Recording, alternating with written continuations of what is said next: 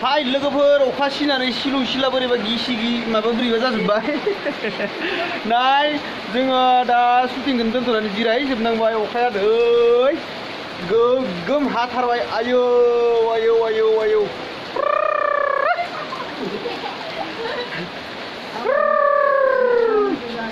नै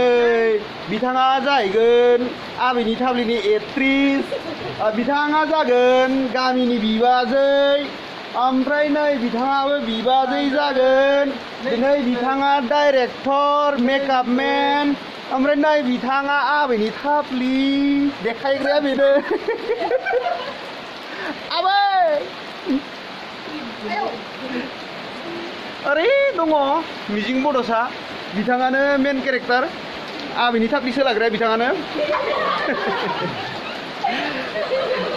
इसे दैसुब दैसुब मोनलायदोंनो बिथाङा सोलानानै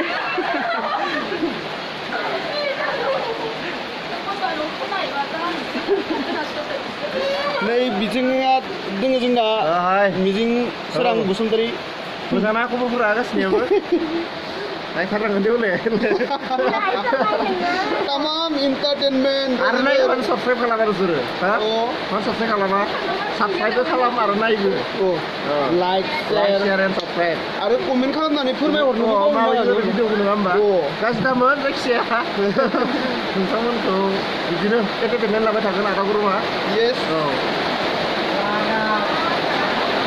अखाया नै बिथिङाबो जोङो सोमखोर देंगा बिथाङा आंनि सोमखोर देंगा थायो मालाय आंनि नामा सोमखोर देंगा नङा नङाना बिसोरनो दोनदो आंनि नामखौ सोमखोर देंगा नामा सोमखोर देंगाखौ लागायदेरना होबाय माथो नै बेनो अ माने खोथा मोनसे गोसोखांदों माने मोनसे डायलग फल' खालामोमोन ना आङो बेनिखायनो दोनदो गान्जा फाग्लानि डायलगा हेलेनानिया गोगोम हाथारबाय आयु आयु लोमसावजोबसिगोन खोमा